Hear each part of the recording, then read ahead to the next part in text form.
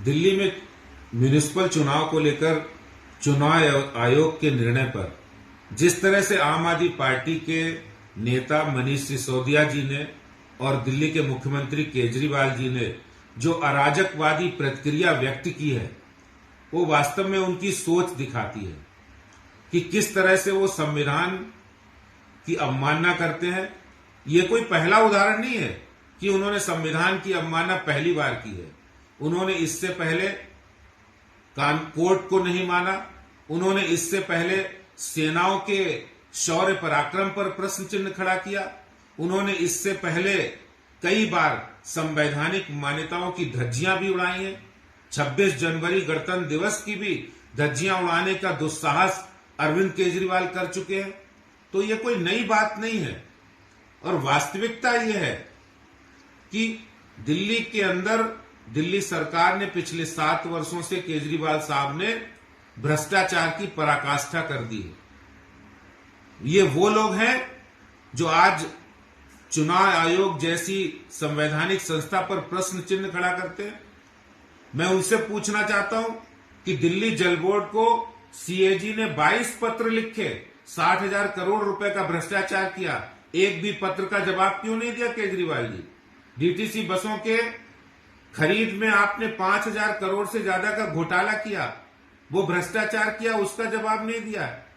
और दिल्ली के अंदर शराब माफिया को फायदा पहुंचाने के लिए हजारों करोड़ रुपए उनको फायदा पहुंचाया। दिल्ली के अंदर आपने शराब की पॉलिसी लाकर 21 ड्राई डे घटाकर 3 कर दिए और शराब माफिया को फायदा पहुंचाया। दिल्ली के अंदर शराब माफिया के माध्यम से हजारों करोड़ रुपए का भ्रष्टाचार किया है। इसका जवाब कौन देगा? और आज अगर चुनाव आयोग ये कह रहा है कि दिल्ली के नगर निगमों को एक करने की विचार अगर कहीं से आया है, अगर नगर निगमों के सुधार की कोई प्रक्रिया है, तो मैं उनसे पूछना चाहता हूं कि अगर नगर निगमों में सुधार होता है तो आपको क्या आपत्ति है? आप सुधार के पक्ष में है या विपक्ष में है? और फिर 7 वर्षों से आपने नगर निगमों को पंगु बनाने के लिए, नगर निगमों के काम को हिंड्रेंस पैदा करने के लिए क्या नहीं किया? आपने उनके फंड को कम किया, कटौती की, उनके ग्लोबल शेयर को कम किया। और निगम आखिर एक सिविक बॉडी है, निगम दिल्ली के अंदर काम करता है, देश की राजधानी है। बेहतर काम करे तो उसके लिए अगर सुधार होता है तो वो निगम को फायदा होगा और निगम के साथ साथ दिल्ली की जनता को कितना फायदा होगा, इस बात के लिए अगर कोई विचार आता है तो उसका तो स्वागत करना चाहिए।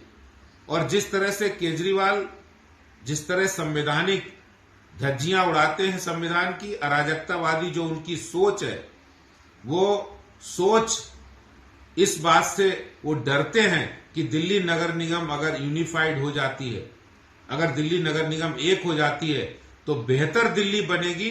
इस बात से उन्हें डर क्यों लग रहा है?